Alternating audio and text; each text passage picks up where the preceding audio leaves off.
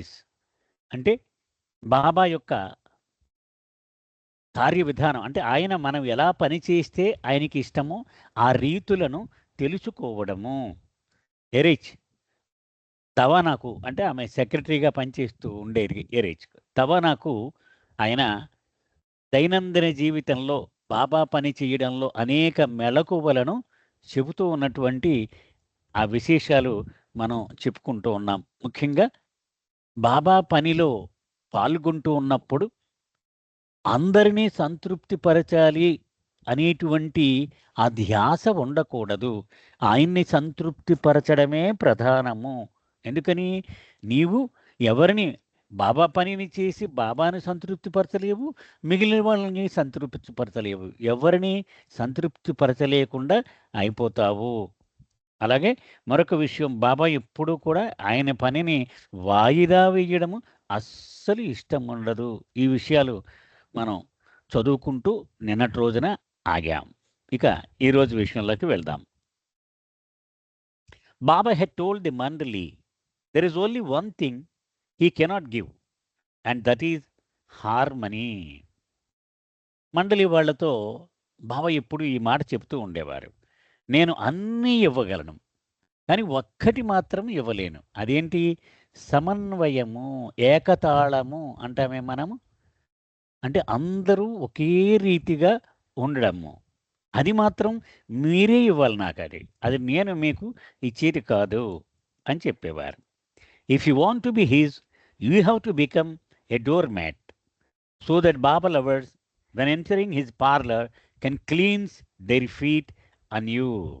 అది అంచేత బాబా మనిషి అయిపోవాలి అనుకుంటే గనక నువ్వు ఒక డోర్ మ్యాట్ ఎలా ఉంటుంది అలా ఉండాలి. అంటే ఆ డోర్ మ్యాట్ మిగిలిన వాళ్ళందరూ దాన్ని వాడుకొని కాళ్ళు తుడుచుకొని లోపలికి వెడుతూ ఉంటారు. కానీ ఇదేంటిది నన్ను ఎలా వాడుతున్నావు అని ఎప్పుడు కంప్లైంట్ చెయ్యదు అది కదా. అలా టు బెన్ హవెవర్ లో one must in order to carry out the believers behaves is Born out of strength not weakness. అది ఒకడు వీలైనంత వరకు ఒదిగి ఉండడము. ఎందుకని? ప్రభువు యొక్క ఆదేశాలను అమలుపరచడంలో, ఆయన ఇచ్ఛను అమలుపరచడంలో వీలైనంత ఒదిగి ఉండడం అనేది అది ఒక బలహీనత కాదు సుమా, అది బలమే అని చెప్తూ ఉన్నాడు.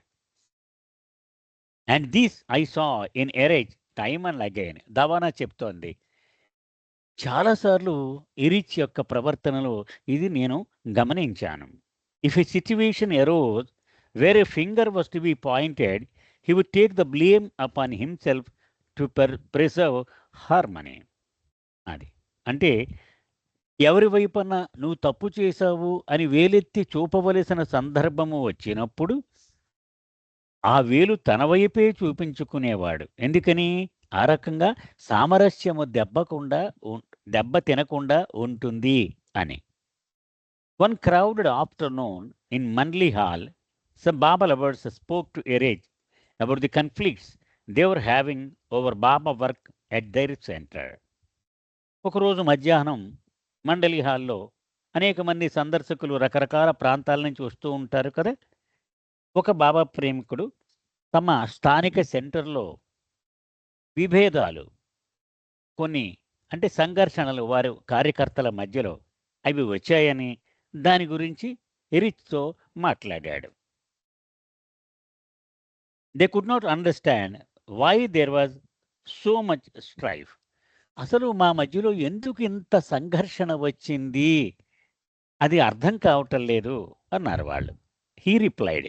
అప్పుడు ఎరేజ్ ఇలా సమాధానం చెప్పాడు, this strife is there so that we can then overcome our differences and remember that Baba would want us to act in such a way as to bring about harmony. అది అంటే ఎరిచ్ చెప్తున్నాడు, బాబా ఇటువంటి అడ్డంకులను, ప్రతిబంధకాలను ఎందుకు సృష్టిస్తాడు అంటే వాటిని అధిగమించడము నేర్చుకోవడం ద్వారా మనము ఎదుగుతాము అని అది చెప్తున్నాడు. ఇప్పుడు హర్టిల్స్ అనే ఒక గేమ్ ఉంటుంది. దానిలో ఏం చేస్తారు? ఒక అడుగు ఎత్తుపెట్టి పరిగెచ్చి దూకమంటారు. అది దూకేస్తే మళ్ళీ 2 అడుగులు పెడతారు. అది కూడా దూకేస్తే 3 అడుగులు పెడతారు. అంటే ఈ అడ్డంకులు ఎందుకు పెడుతున్నారు? మన సామర్థ్యము, ఎత్తు దూకగల సామర్థ్యాన్ని పెంచడము కోసము.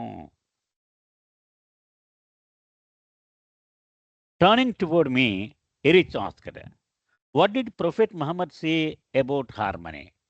అప్పుడు సడన్‌గా దవనకేష్ తిరిగి ఎరిచ్ ఇలా అడిగాడు. మహమ్మద్ ప్రవక్త ఈ హార్మనీ అంటే సమన్వయము గురించి ఏం చెప్పాడు? ఒకసారి చెప్పు అన్నాడు. Harmony is the imprint of oneness upon multiplicity. అప్పుడు ఆవిడ చెప్పింది. బహుళత్వము మీద ఏకత్వము యొక్క ముద్ర. అదే సమన్వయము అంటే. అది. బాబా ఎప్పుడు ఈ మాట చెప్తూ ఉండేవారు. సెంటర్‌లో హార్మనీ ఎలా ఉండాలో చెప్పారు. 100 మంది కార్యకర్తలుంటే ఒకే శరీరానికి 200 చేతులు ఉన్నట్టుగా మీరు పని చెయ్యాలి అని చెప్పేవారు. అది. అదే అన్నమాట సమన్వయము, హార్మనీ అంటే. బాబా said that it is most important to maintain harmony at any cost. బాబా ఎప్పుడు చెప్తూ ఉండేవారు. ఎన్ని ఇబ్బందులొచ్చినా సరే, ఎంత కష్టమైనా సరే, సమన్వయము అది మెయింటైన్ చేసి తీరవలసినదే. ఇది అత్యంత ప్రధానమైన విషయము అని చెప్పారు. All of creation is in harmony except man. యావత్తు సృష్టి సమన్వయము సంపూర్ణముగా ఉంటుంది. ఒక్క మనిషి మాత్రము దీనికి మినహాయింపు. It is man's hand that disrupts the harmony. ఈ మానవుడు చెయ్యి పెట్టగానే ఈ సమన్వయం అనేది చెల్లాచెదురు అయిపోతుంది.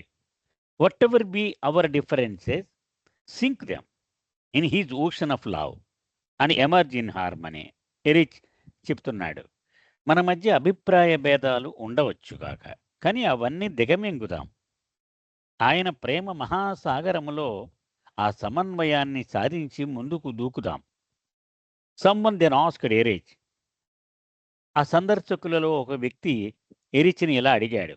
What about the Mandali? Did you all get along harmoniously? మరి మీ మండలి వాళ్ళ సంగతి ఏమిటి ఎరిచ్? మీరందరూ సమన్వయం పరిపూర్ణంగా మీరు మెయింటైన్ చేయగలిగేవారా? ఇక ఎరిచ్ మాటలు. It was his grace that allowed us to live with him. చాలా ముఖ్యమైన విషయం అండి ఇక్కడ ఎరిచి చెప్పేది. ఆయనతో కలిసి జీవించే అవకాశం అనేది ఆయన కృప, ఆయన దయ. He accepted us. మేము ఎలాంటి వాళ్ళమైనా ఆయన మమ్మల్ని అంగీకరించాడు. Nobody can dare to say I lived with him. నేను బాబాతో కలిసి జీవించాను అని చెప్పగలిగిన మొనగాడు ఎవడూ లేడు. It was very difficult. మనంతట మనము ఎప్పుడూ ఆయన దగ్గర జీవించలేం. Unless and until he wills it, unless he permits it, it is not possible. ఆయన అనుగ్రహము లేనిదే, ఆయన అనుమతి లేనిదే ఆయనతో జీవించడము సాధ్యము కాదు.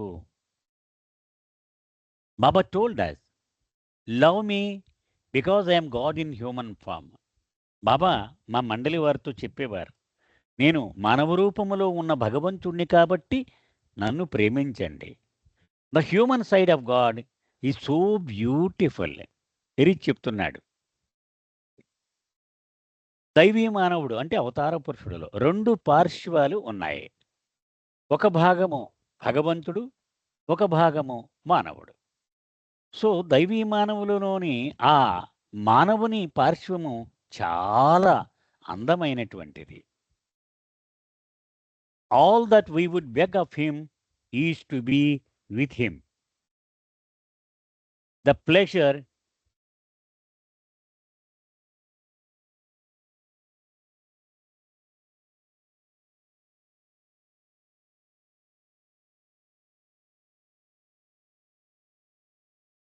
all that we would beg of him is to be with him. The pleasure, the joy of living with someone who is God in human form is indescribable. మండలి వాళ్ళమైన మేమంతా ఎప్పుడు ఒకే విషయం గురించి ఆరాటపడుతూ ఉండేవాళ్ళము. ఏమిటది? ఈ దైవీ మానవుడితో కలిసి జీవించడము. ఆ ఆనందము అది వర్ణనాతీతము. అది మాటల్లో వివరించలేము. That I can never forget. ఆ విషయాన్ని నేనెప్పుడూ మర్చిపోలేను.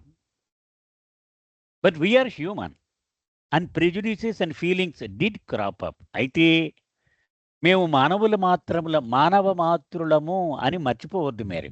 అంచేత మా మధ్య తప్పనిసరిగా అభిప్రాయ భేదాలు వచ్చేవి.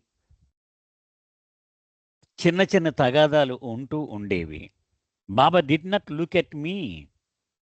Why is he ignoring me? ఉదాహరణకి ఇవాళ బాబా అందరినీ పలకరించాడు మండలి వాళ్ళని. కానీ నన్ను పలకరించలేదు. ఎందుకై ఉంటుంది? ఇలా ఉండేవి మాలో పొరపచ్చాలన్నీ.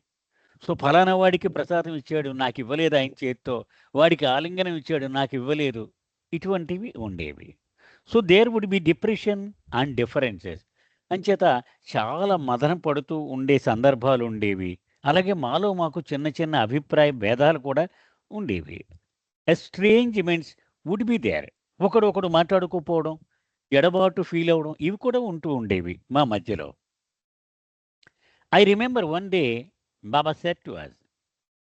ఒకరోజు బాబా ఇలా చెప్పారు. నాకు బాగా గుర్తు ఆ విషయం. Anything that has a beginning has an end. ఏ విషయానికైనా సరే మొదలు అనేది ఉంటే దానికి చివర తప్పనిసరిగా ఉండి తీరుతుంది.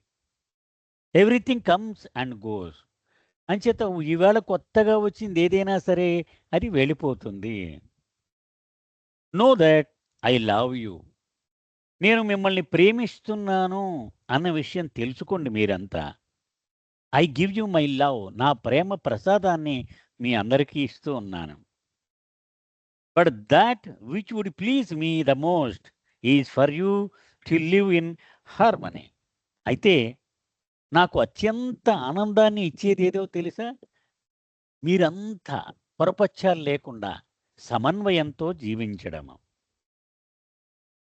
There are differences no doubt, but try not to incite differences. అంటే మీ అందరికీ ఒకే మనసు నేను ఇవ్వలేదు కదా బాబా ఒక సందర్భంగా చెప్పారు. అసలు మీలో సంఘర్షణలకు మూల కారణము ఒకేలాంటి మనస్సు మీకు ఇవ్వలేదు. మీ సంస్కారములను అనుసరించి ఒక్కొక్కడికి ఒక్కొక్క రకమైన మనస్సు ఉంది. అందుచేత ఈ డిఫరెన్సెస్ తప్పనిసరిగా ఉంటాయి. కానీ వాటిని బయటపడకుండా, కనిపించనీయకుండా మీరు ప్రయత్నించండి. But even then minds and hearts being what they are, there would still be disagreements amongst us. అయినా మనసు కోతి లాంటిది కదా! మా మధ్యలో చిన్న చిన్న భేదాలు వస్తూనే ఉండేవి. It even came to this that Baba the creator himself folded his hands before us and said.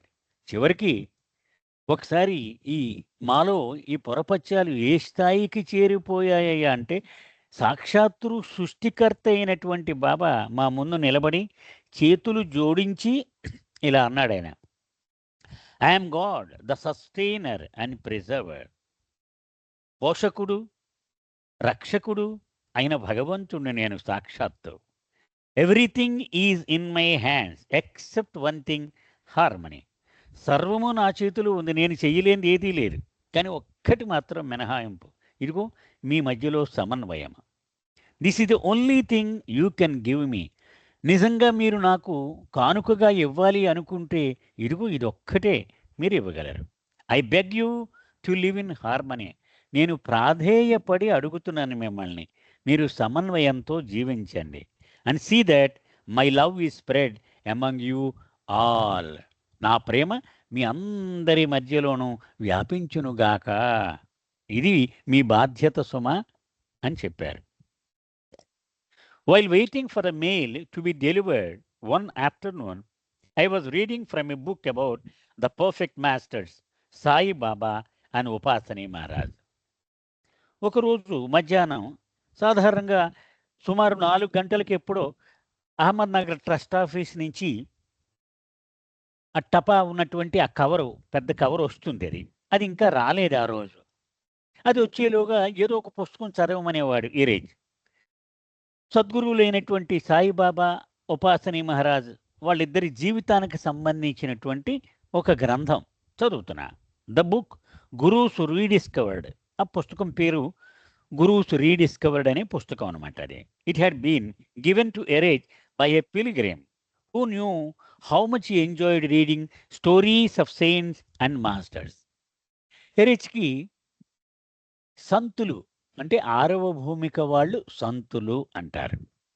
ఆరవ భూమిక వాళ్ళు, అలాగే సద్గురువులు వాళ్ళ జీవితాలు చదవడం ఎరిచ్‌కి ప్రాణంతో సమానం. ఎంతో ఇష్టం. ఈ విషయం తెలిసిన ఒక బాబా ప్రేమికుడు ఈ పుస్తకం కొని తీసుకొచ్చి ఎరిచ్‌కి గిఫ్ట్‌గా ఇచ్చాడు.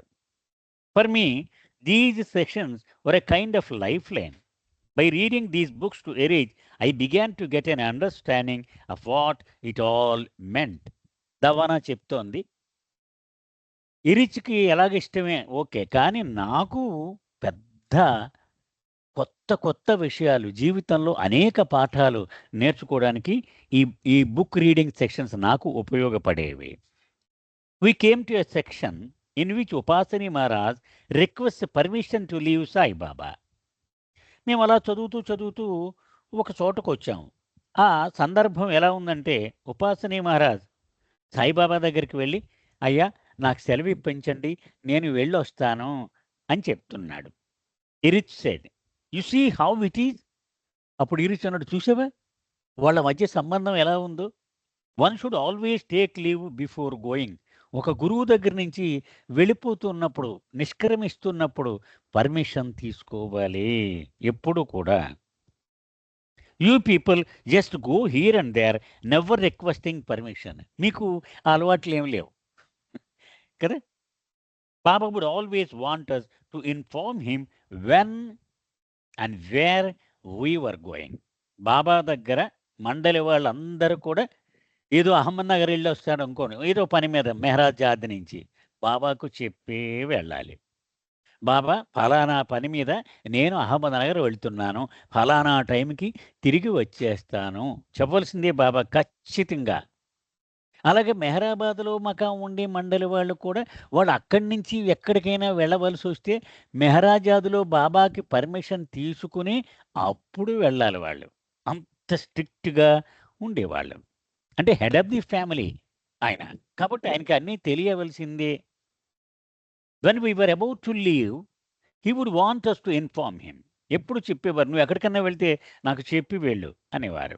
And when we returned also to let him know. అంతేకాదు, తిరిగి వచ్చేసామనుకోండి, "బాబా నేను వచ్చేసాను" అని చెప్పి అప్పుడు వాళ్ళ డ్యూటీలో, వాళ్ళ పనుల్లో వాళ్ళు పడాలి. అంతేగాని క్యాజువల్‌గా తీసుకోవడం కుదరదు. ఎందుకంటే ఈ కుటుంబ యజమానికి తెలియాలి కదా! ఒకడు బయటికి వెళ్ళినా, ఒకడు వచ్చినా ఆయనకి తెలియాలి.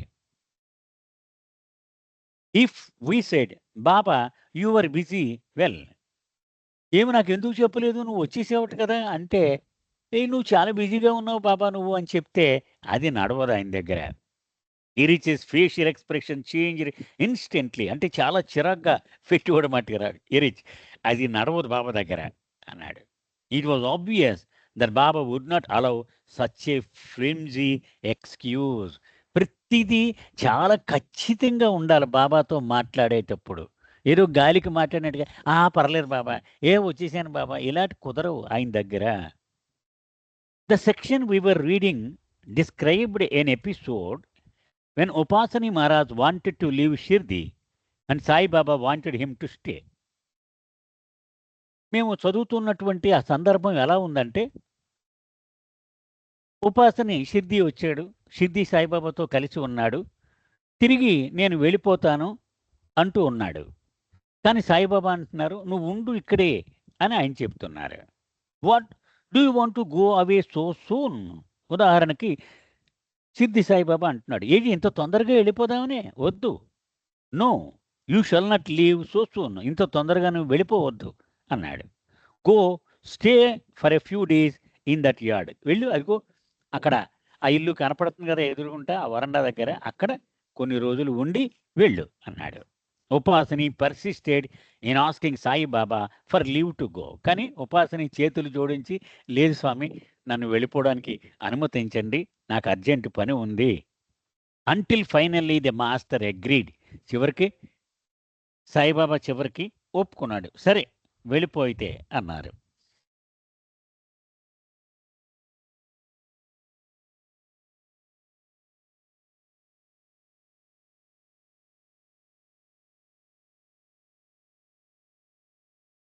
సరే వెళ్ళిపో అయితే అని చివరికి ఒప్పుకున్నాడు సిద్ధి Saibaba. If you must go, come back in 8 days. ఒకవేళ నీకు వెళ్ళిపోవడం తప్పనిసరి అయితే 8వ రోజు కల్లా తిరిగి వచ్చాను అన్నాడు. Although ఉపాసని tell Saibaba that it is doubtful that he could return in 8 days, he ends up doing so. అప్పుడు ఉపాసని అన్నాడు, నేను చెప్పలేను స్వామి, చాలా అత్యవసరమైన పనులున్నాయి అన్నాడు. కానీ 8వ రోజున తప్పనిసరిగా అతడు రావలసి వచ్చింది. Erich was referring to the fact that we kids, the word adopted by the Mandali after Baba dropped his body, still had no sense of these ways of spiritual manners and had to be taught everything.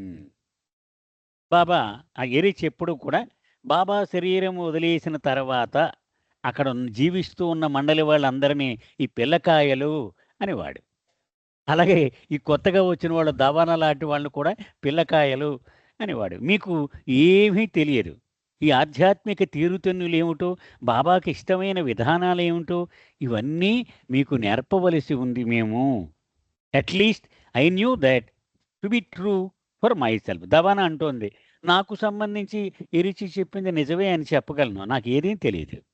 I asked him, if one succeeds in imbibing even something as seemingly insignificant as requesting permission before leaving, does that knowledge last? Does it carry through to your next life? అప్పుడు దవానా ఎరిచిన ఒక మాట అడిగింది. Okay, ఇప్పుడు నువ్వు చెప్పినట్టుగా గురువుకి ఎప్పుడూ చెప్పి వెళ్ళడము, తిరిగి వచ్చేయగానే గురువుకు ముందు కనపడి వచ్చేసాను స్వామి అని చెప్పడము, ఇది ఎలాగో నేను జీర్ణించుకొని అలవాటు చేసుకున్నాను అనుకుందాం. ఈ జన్మలో ఇది అలవాటు చేసుకున్నాను కాబట్టి తర్వాత జన్మలో కూడా ఇది ఇలాగే కొనసాగుతుందా ఈ అలవాటు? బాబా ఏం చెప్పారు అని అడిగింది. Eruch replied, yes, it becomes inculcated as a trait and you become that way. అప్పుడు ఇరిచ్ చెప్తున్నాడు, ఈ జన్మలో ఒక విషయాన్ని చాలా శిక్షణ తీసుకుని నీవు నేర్చుకుంటే నెక్స్ట్ జన్మలో ఒక అలవాటుగా మారిపోతుంది, అది కొనసాగుతుంది అని చెప్పాడు. For those of us who had come from the west, it seemed merely a matter of cultural differences. అది పాశ్చాత్య దేశాల నుంచి వచ్చినటువంటి నాలాంటి వ్యక్తులకి ఈ తూర్పు దేశాల వాళ్ళకి అందరికీ అలవాట్లే, మనకు అలవాటు లేదు, ఈ సంస్కృతి పరంగా ఉన్న తేడాలే ఇలా ఉన్నాయి అనుకునేదాన్ని నేను. But ఇరిచ్ brought home to me that beneath these seemingly insignificant behaviors lay the ways of the masters. ఇది బయటికి అప్రధానమైన విషయాలుగా కనపడొచ్చి ఏంటి చెప్పి వెళ్ళడం, చెప్పకపోతే ఏమవుద్ది అని, కానీ ఆయన కార్య విధానము ఇలాంటి చిన్న విషయాల్లోనే దాగి ఉంటుంది. In order to serve the master, the disciple must be alert to the smallest detail and catch every nuance so that the master's wishes can be carried out properly. గురువుని సేవించేటప్పుడు శిష్యుడి యొక్క కర్తవ్యం ఏమిటి? ప్రతి చిన్న విషయము గురించి పూర్తి శ్రద్ధను కనపరచాలి. చిన్న విషయం గురువుకి అది నచ్చదు, అది చేయకూడదు, ఇది ఇష్టము, అదే చెయ్యాలి. చాలా ఇంపార్టెంట్. ఉదాహరణకు బాబా స్త్రీ మండలితో కూర్చొని ఉన్నారు ఒకసారి మెహరాజాద్లో. దాహం వేసింది. ఇలా అన్నారు బాబా, దాహం వేస్తోంది, నాకు నీళ్లు కావాలి అని వేలుతో ఇలా చూపించారు. చూపెట్టగానే అక్కడ ఉన్న ఒక పాశ్చాత్యురాలు పరిగెత్తుకెళ్ళి గ్లాస్తో నీళ్లు తెచ్చేసింది. బాబా ఆ నీళ్లు తాగల. ఎందుకని? బాబాకి నీళ్లు తేవడం అనేటువంటిది మెహరా యొక్క హక్కు. అది ఆవిడ తెచ్చిన గ్లాసులో ఇలా చూపెట్టారు బాబా, నలకలు ఉన్నాయి. ఆ తర్వాత మెహరా వెళ్ళి తెచ్చింది. ఆవిడ శుభ్రంగా ఆ గ్లాసు కడిగి, దాన్ని తుడిచి, దానిలో నీరు పోసి, మరకలు లేకుండా చూసి, ఒక సాసర్లో పెట్టి, ఇలా పట్టుకొచ్చింది ఆవిడ. అది. అంటే అంత చిన్న విషయం కూడా బాబాకి నొప్పి కలిగించకూడదు. ఏది ఇష్టం ఆయనకి, ఏది ఇష్టముండదు పూర్తిగా గ్రహించి, ఆ చిన్న విషయాలన్నీ శ్రద్ధగా అవి చూడాలి. అది శిష్యుడు చేయవలసినటువంటి పని. When it came to Baba's work, there was no detail too small, no task too insignificant for Erich not to carry it out wholeheartedly. అది ఈవిడ దవాన ఎరిచ్ దగ్గర పరిశీలించిన విషయం చెబుతోంది ఆవిడ. ఎరిచ్కి సంబంధించి బాబా యొక్క సేవలో పూర్తి నిండు హృదయాన్ని వెచ్చించవలసి వచ్చినప్పుడు ప్రతి చిన్న విషయము ఆయనకి ప్రాణంతో సమానము. చాలా చాలా ముఖ్యమైన విషయం కిందే చిన్న విషయము, అప్రధాన విషయము అనే ప్రస్తావనే రాదు బాబా పని విషయంలో. అది అంత సీరియస్‌గా ఉంటారు. ఒక చిన్న ఉదాహరణ మీకు మనవి చేస్తాను. అవి 1970లో 78 బహుశా ఆ టైం అనుకుంటా. మా తండ్రి గారు టీవీ పద్మనాభం. ఆయన కాకినాడ నుంచి మెహరాబాద్ వెళ్ళారు. అమరతిథి రోజులు అయిపోయాక మర్నాడు డాక్టర్ ధనపతిరావు నాయుడు గారని కాకినాడలో ఉండేవారాయన. కేడీఆర్ఎంలో డి ఆయన. ఆయన ఒక పని అప్పగించారు. ఆది దగ్గరికి వెళ్ళినప్పుడు నేను ఆల్రెడీ ఉత్తరం రాశాను. ఆయన ఏవో ఇస్తాడు. అవి తీసుకురండి అని ఆయన ఒక పని అప్పగించాడు. మా ఫాదర్ వెళ్ళి ఆదిని అడిగారు. అయ్యా ఇలాగా ధనపతిరావు నాయుడు గారు మీకు లెటర్ రాశారట కదా! మీరేవో ఇస్తారు. అవి తీసుకుని రమ్మని చెప్పారు నాకు అని చెప్పారు. వెంటనే ఆయన అలోబాని పిలిచారు. అది సాయంత్రం 7 గంటలు కావస్తోందనమాట టైము. అలోబాని పిలిచి టక్ టక్ టక్‌మని చెప్పాడు ఆది. అవి తీసుకురా అని. అప్పుడు అలోబా అన్నాడు, ప్రేయర్ టైమ్ అయింది అహ్మద్ నగర్ సెంటర్‌లో. ఆ ప్రేయర్ అయిన తర్వాత నేను పట్టుకొచ్చి ఇస్తాను అన్నాడు. Work comes first, prayer comes next అన్నాడు ఆది. అంటే తన తోటి మండలి సభ్యుడికే అతను చెప్పిన విషయం ఆశ్చర్యపోయామనమాట. బాబా పని ముందు, ప్రార్థనలన్నీ తర్వాత. వాటికి స్థానం బాబా పనితో పోల్చినప్పుడు స్థానమే లేదు వాటికి. ముందు పని చెయ్యాలి మనము. అది ఆశ్చర్యపోయామనమాట అది. అంటే అంత ప్రగాఢంగా గుర్తుండిపోయే అంత తీవ్రమైన విషయంగా అది మనం పరిగణించాలి. అదే ఇక్కడ వాళ్ళందరికీ అదే. ఎరిచ్ కానీ అంచేత బాబా పనికి సంబంధించినప్పుడు ప్రతి చిన్న విషయము అత్యంత ప్రధానమైనదిగా చూసేవాడు. It often appeared that he was more concerned with what might seem to us to be a trivial, inconsequential task than with the kinds of work we saw as having importance. ఇది దవానా చెప్తోంది. మేము కొన్ని పనుల్ని ఇవి చాలా ముఖ్యమైనవి అనుకునేవాళ్ళని. కొన్ని పనులు ఇవి చాలా అప్రధానమైనవి అనుకునేదాన్ని. కానీ ఇరిచ్‌కి నేను అప్రధానం అనుకున్నవన్నీ అత్యంత ప్రధానమైనవి అయిపోయేవి. అంటే మనం చూసే కోణమే వేరనమాట పూర్తిగా. During one typically rushed morning ఒకరోజు చాలా రద్దీగా ఉంది ఒక ఉదయం. వస్తున్నారు, వెళ్తున్నారు సందర్శకులు. Eruch handed me a package with instruction to tie it up quickly as it had to be sent out immediately. Eruch పిలిచాడు నన్ను లోపలికి. చాలా హడావుడిగా ఉంది. అయినా పిలిచాడు. పిలిచి ఒక పెద్ద ప్యాకెట్ ఒకటి అట్టపెట్టె లాంటిది ఇచ్చాడు. దీన్ని గట్టిగా కట్టేసి పట్రా, దీన్ని వెంటనే నేను బయటికి పంపించాలి దీన్ని అన్నాడు. I took some string and proceeded to tie it around the box. నేను ఒక తాడు తెచ్చాను. దాన్ని ఇలాగ ప్లస్ లాగా ఇటువైపు ఒక ముడి, ఇటువైపు ఒక ఇది వేసి కట్టేశాను. But when I gave the packet to Eruch, the look on his face immediately foretold that something was wrong. Eruch చేతులు పెట్టాను పట్టుకొచ్చి. చికాగ్గా చూశాడు ఎరిచ్. అంటే ఆ చూపులో నాకేమనిపించిందంటే నేను సరిగా చేయలేదు ఈ పని అని తెలిసిపోతుంది అతని కళ్ళు చూస్తుంటే. Before I could even ask him what it was, ఏంటి నేనేమైనా తప్పు చేశానా అని ఇంకా అడగాలి అనుకుంటున్నాను. అడిగేలోగా he yanked the string vigorously and the package came undone. ఆ తాడు గట్టిగా పట్టుకుని లాగాడు అటు ఇటు కుదిపి. అది ఊడిపోయింది. Then he said in his most exasperated tone, చాలా విసుగ్గా ఇలా అన్నాడు, is this the way Baba పనంటే ఇలాగైనా చేయడము?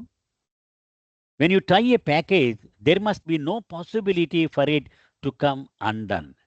నువ్వు ఒకసారి తాడు కట్టి ప్యాక్ చేసావంటే హరిహరాదులు వచ్చినా సరే అది ఊడిపోవడానికి వీల్లేదు. బాబా పని అంటే అలా ఉండాలి. You must tie it in such a way that if it were to be sent to Baba he would receive it intact. స్వయంగా బాబాకే ఈ ప్యాకెట్ పంపిస్తున్నావు అనుకో, ఎంత ఒళ్ళు దగ్గరెట్టుకుని నువ్వు పని చేస్తావు? అలాగే చెయ్యాలి బాబా పని, ఎవడికి పంపినా కానీ. You must tie it. Sorry, you have no idea what my life was like. నేను ఎటువంటి జీవితం గడిపానో నీకు తెలియదులే. I learn the hard way. అతి భయంకరమైనటువంటి అనుభవాల ద్వారా నేను ఇవన్నీ నేర్చుకున్నాను. ఫ్రమ్ బీయింగ్ బర్న్డ్, అంటే ఆ పని చేస్తూ అవమానాలు భరిస్తూ మాటలు తింటూ తిట్లు తింటూ నన్ను నేను దహించుకుంటూ పనిచేయడం నేర్చుకున్నాను. I'm sharing all this with you so that you may learn his ways. ఇదంతా నీకెందుకు నేర్పుతున్నానంటే ఆయన కార్య విధానం నీకు కూడా నేర్చుకుంటావు అని చెప్తున్నాను. This concern for every detail was refined and polished throughout his life with Baba. Davana చెప్తోంది, ఈ చిన్న చిన్న చిన్న చిన్న విషయాలు, బాబా పని పట్ల ఆ శ్రద్ధ, అంకిత భావం, ఇవన్నీ అవి క్రమక్రమంగా మెరుగవుతూ వచ్చాయన్నమాట. ఎరిచ్ కూడా నాలాగే ఫస్ట్లో చిన్న చిన్న తప్పులు చేస్తూ ఆ అవమానాలు భరిస్తూ ఈ స్టేజ్కి వచ్చాడు. During the blue bus tours one of babas early halts was at Jabalpur. 1938 నుంచి 41 వరకు 3 ఏళ్ల పాటు బ్లూ బస్ టూర్స్ నిర్వహించారు బాబా. అప్పుడు మొట్టమొదట్లో జబల్పూర్ అనేటువంటి ప్రాంతంలో ఆ బస్సు ఆపారు Baba. Eruch and his mother, 2 sisters and little brother Meherwan had now joined Baba in the ashram. ఇప్పుడు ఎరిచి తల్లి, ఎరిచి 2 చెల్లెళ్ళు, చిన్న తమ్ముడు మెహర్వాన్, వీళ్ళందరూ కూడా బాబా ఆశ్రమంలోనే ఉంటూ ఉండేవారు ఆ టైంకి. One of the Ashram rules was that whatever was needed by anyone must be approved by Baba before the item could be ordered from the market. అది అంచేత టూర్లో ఉన్నప్పుడు కానీ లేదా మెహరాబాద్లో ఉన్నప్పుడు కానీ ఎవరికైనా ఏదైనా వస్తువు కావాలనిపిస్తే, బజార్ నుంచి కావాలంటే బాబాకి ఆ చిట్టు పెట్టాలి, బాబా నాకు ఇలా కావాలి. అప్పుడు బాబా దాని మీద ఇనిషియల్ వేసి విష్ణు మాస్టర్కి ఇస్తే అతను బజార్ నుంచి కొని తెచ్చేవాడు మెహరాబాద్లో ఉన్నప్పుడు. ఇలా టూర్లో ఉన్నప్పుడు ఆ ఎవరైతే వ్యక్తి అడిగాడో ఆ వ్యక్తికి ఇచ్చేవారు, వెళ్ళి బజార్కి వెళ్ళి కొనుక్కు తెచ్చుకోవాలన్నమాట. So Gaimai needed a new pair of shoes and so Baba told Eruch to bring them from the bazaar. Gaimai చెప్పులు తెగిపోయినాయో ఏదో అయింది ఆ బస్సులో టూర్లో, అంచేత ఆవిడ కొత్త చెప్పులు కావాలి. బాబాని అడిగింది. బాబా ఎరేజ్ని పిలిచి నువ్వు ఆవిడ కొత్త చెప్పులు తీసుకురా అని చెప్పారు. He brought a pair of the shoes in the correct size. ఆవిడ సైజు ఏదో 8 సైజు ఏదో బజార్ నుంచి కరెక్ట్గా 8 సైజు చూసి తెచ్చాడు. Brought them back to the ashram. తిరిగి బాబా ఎక్కడ మకా ఉన్నారో ఆశ్రమానికి తీసుకొచ్చాడు. And then gave them to Baba. ముందు బాబా దగ్గర పెట్టాలి ఆ సామాన్లన్నీ. అప్పుడు ఆయన చూసి ఆ ఎవడెవడికి ఆ వస్తువు ఇవ్వాలో వాడికి ఇస్తాడు. బాబా దగ్గర పెట్టాడు దాన్ని. Baba open the box and took out the shoes. Baba ఆ ప్యాకెట్ ఓపెన్ చేశారు. ఆ చెప్పులు 2 బయటికి తీసి చేత్తో పట్టుకున్నారు. He immediately saw there they were 2 right feet. 2 చెప్పులు కుడికాలికి వేసుకునేవే అని గమనించేశారు బాబా. ఇలా తీసి పట్టుకుని చెప్పారు, why did not you look inside and verify that everything was correct before you brought them. అంటే వాడు అక్కడ షాపులో ఏది ఇచ్చేస్తే తెచ్చేసి నా మొహాన్ని పడేయడమేనా నువ్వు? ఆ ప్యాకెట్ ఓపెన్ చేసి ఏముంది అందులో నువ్వు చూడవా? ఎరిచిని తిడుతూ ఉండేవారు, నీకు ఇంజనీరింగ్ సీట్ వచ్చింది బెనారస్ హిందూ యూనివర్సిటీలో, ఎవడైనా నీకు సీట్ ఇచ్చాడు, ఈ మాత్రం తెలియదు అని కూడా మందలిస్తూ ఉండేవారు. Go back and exchange them. తిరిగి పట్టుకెళ్ళి ఎక్స్చేంజ్ చేసి కొత్తవి పట్టరా అన్నారు. That scolding for his carelessness was an important lesson in never assuming anything. అది పెద్ద గుణపాఠం ఎరిచ్కి. అంచేత ఎవరు ఏ వస్తువు ఇచ్చినా పర్వాలేదు బానే ఉంటుందిలే అని అనుకోవడానికి నాకు హక్కు లేదు. నా అంతట నేను దానిని నిశితముగా పరీక్షించి ఇది సరి అయినదే అని నిర్ధారించుకోవలసినదే. ఆ పాఠం అప్పుడు నేర్చుకున్నాడు Eruch. Often even after letter had already been checked for errors, when it came into Eruch's hands he would again recheck it. రవాణా చెప్తోంది, నేను టైప్ చేసేసేదాన్ని ఎరిచి ఉత్తరాన్ని. నేను ఒక 10 సార్లు చూసుకునేదాన్ని, అమ్మ బాబా ఎరిచి దగ్గర మనం దొరికిపోతామని చాలా జాగ్రత్తగా చూసుకునేదాన్ని. అయినా ఎరిచి దగ్గరికి మళ్ళీ పట్టుకెళ్ళగానే మళ్ళీ మొదటి అక్షరం నుంచి చూసేవాడు. And 9 times out of 10, in spite of his poor eyesight, he would find an error that we all had missed. నేను ఇంకా మిగిలిన వాళ్ళం కూడా ఈ పని చేసేవాళ్ళం. నేను చూసి మళ్ళీ నువ్వు కూడా చూడని పక్కవాడికి ఇచ్చేదాన్ని, ఇంకా పక్కవాడికి ఇలాగ అందరు. కానీ 10 కేసుల్లో కనీసము 9 కేసుల్లో అంటే 90% కేసుల్లో మేమందరం మిస్ అయిపోయిన తప్పుని ఎరిచి పట్టుకునేవాడు. పాపం అతనికి కళ్ళు కూడా సరిగ్గా కనిపించేవి కదా ఆ వయసులో చివర్లో. అయినా ఒక్క తప్పుని దొరలనిచ్చేవాడు కాదు Eruch. But he would immediately use that circumstance to demonstrate how Baba helps you if you are totally his అని. నేను కనిపెట్టేశాను అని ఎప్పుడూ చెప్పేవాడు కదా అతను. చూసావా, మనం పూర్తిగా బాబాకు చెందిన వాళ్ళం అయిపోతే బాబాయే మనకి ఎలా సాయం చేస్తాడో చూసావా. ఎలాగ ఈ తప్పు మనకు దొరికింది కదా ఇది వెళ్ళిపోకముందే. Going over something again and again, checking and double checking, it reminds us of him. అప్పుడు ఎరిచి చెప్పాడు, బాబా పనిలో ఒకసారి చేసాక దానిలో తప్పులున్నాయేమో మళ్ళీ మళ్ళీ మళ్ళీ మళ్ళీ మళ్ళీ మళ్ళీ వెతకడం వల్ల ఆయనని ఎంతగా మనం గుర్తుంచుకుంటామో. It is a reminder of the way he would do things. అది ఆయన ఎలాగైతే పనులు చేస్తాడో అదంతా మనకు ఒక రిమైండర్ లాంటిది ఇది అంతా. Erich always expected everything to be finished before time.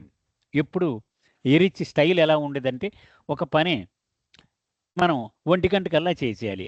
అతని దృష్టిలో 12ంటికి అయిపోవాలి. అది అంటే బాగా ముందే అయిపోవాలన్నమాట. That particular morning he kept asking me why the letters were not done. ఆ వేళ పొద్దున్న ముఖ్యంగా అడుగుతున్నాను, నేను ఇంత లేట్ చేసేస్తున్నావు, ఇంకా అవ్వలేదేంటి లెటర్స్ ఆ టైపింగ్ అది అని అడిగాడు. What is taking you so long, ఎంత టైం నీకు ఎందుకు అవసరం? I don't know what ever made me decide to have you for my secretary. అసలు నిన్ను నేను నా సెక్రటరీగా ఎంచుకోవడానికి ఎందుకు నిర్ణయించుకున్నానో నాకు అర్థం కావట్లేదు. Hurry up, you are too slow. నువ్వు చాలా స్లోగా చేస్తున్నావు, తొందరగా కానీ కానీ అన్నాడు. A few minutes later, with the completed letters in hand, I entered the Manonash cabin. అంటే మెహరాజాదలో ఎరిచి గది ఉంది కదండి, ఆ సిమెంట్ రేకుల్ది అదే మనోనాష్ క్యాబిన్గా ఉన్నది అనమాట. ఈ లెటర్స్ అన్నీ టైప్ చేసి ఆ గుత్తి ఆ లెటర్స్ పట్టుకొని అతని గదిలోకి వెళ్ళారు. Without looking towards me, as if you were unaware that I had come inside, Eruch remarked almost under his breath, but of course loud enough for me to hear, Baba what sort of secretary have you sent me. ఆవిడ లోపలికి వెళ్ళింది, ఆవిడ case చూడనట్టుగానే బాబాతో మాట్లాడుతున్నట్టుగా నెమ్మదిగా. అయినా నాకు వినపడింది. ఏమన్నాడు ఆయన, బాబా ఎలాంటి సెక్రటరీని పంపించావయ్యా నా దగ్గర పనిచేయడానికి. Hearing this any semblance of poise crumbled and blurted out. నాకు కడుపు మండింది. అంటే దవానయ్య చెప్తోంది. గబుక్కుని ఇలా సమాధానం చెప్పాను. Why are you rushing me, ఎందుకలా నన్ను తినేస్తావు నువ్వు కంగారు పెట్టేసి. We have 20 minutes left before we leave. ఇంకా 20 నిమిషాలు టైం ఉంది మనం వెళ్ళిపోయేలోగా. I can't think straight when I'm hurried. ఇలా కంగారు పెట్టేస్తే నేను జాగ్రత్తగా ఆలోచించలేను కూడా. Suddenly a thought struck me and I added. వెంటనే ఎరిచ్ ఏం సమాధానం చెప్తాడో ముందుగా ఊహించగలను కాబట్టి నేను ఇలా, is it because Baba did that to you, నీతోటి బాబా ఇలాగే ఉండేవాడు కాబట్టి నాతోటి నువ్వు కూడా అలాగే ఉన్నాకు ట్రై చేస్తున్నావా అడిగింది. The slightest flicker of smile turn of the corners of his mouth. అతని ఈ రెండు పెదాల మధ్యలో చిరునవ్వు తొణికిసలాడింది. And I could see that one eyebrow was raised. కళ్ళు ఇలాగ పైకెత్తి, but I had not the foggiest idea of what he was thinking. కానీ అతని బుర్రలో ఏముందో మాత్రం నేను ఊహించలేకపోయాను. Turning to me with what seemed an intensely determined tone of voice, Erich replied.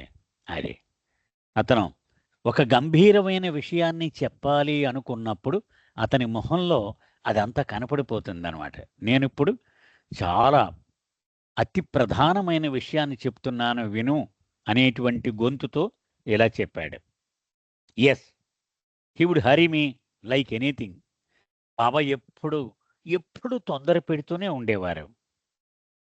And now I'm taking it all out on you with vengeance. ఆ కసి అంతా తీర్చుకోవడానికి నీ మీద నేను విరుచుకు పడిపోతున్నాను అన్నాడు నవ్వుతూ.